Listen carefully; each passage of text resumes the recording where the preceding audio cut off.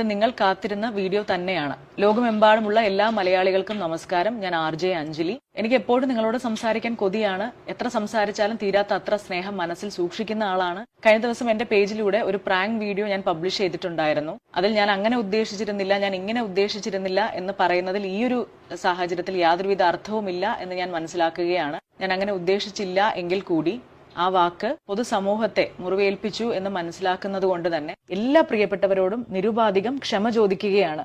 Video എടുക്കുന്നതിന് തൊട്ടു മുമ്പ് വളരെയധികം തമാശ രൂപേണ ഞങ്ങൾ സംസാരിച്ചുകൊണ്ടിരുന്നത് മീശ മാധവൻ എന്ന ചിത്രത്തിലെ വിഷുക്കണിയുമായി ബന്ധപ്പെട്ട വിഷ്വൽസ് മാത്രമാണ്.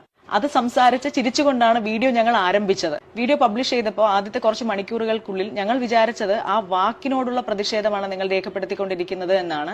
വിളിച്ച വ്യക്തിയുടെ തൊഴിലുമായി ബന്ധപ്പെട്ട ഒരു അധിക്ഷേപം രേഖപ്പെടുത്തണമെന്നോ അദ്ദേഹത്തിന് അങ്ങനെ ഇൻസൾട്ട് ചെയ്യണമെന്നോ ഞങ്ങൾ ഒരു തരത്തിലും വിചാരിച്ചിട്ടുണ്ടായിരുന്നില്ല. പ്രാങ്ക് സ്റ്റാറിലേക്ക് യാതൊരുവിധ ബന്ധവും ഇല്ലാത്തൊരു വ്യക്തിയെ റാൻഡമായി വിളിക്കുകയല്ല, ഗൂഗിൾ ഫോം വഴി രജിസ്റ്റർ ചെയ്തവരിൽ നിന്ന് മാത്രമാണ് വിളിക്കേണ്ട ആൾക്കാരെ ചൂസ് ചെയ്യുന്നത്.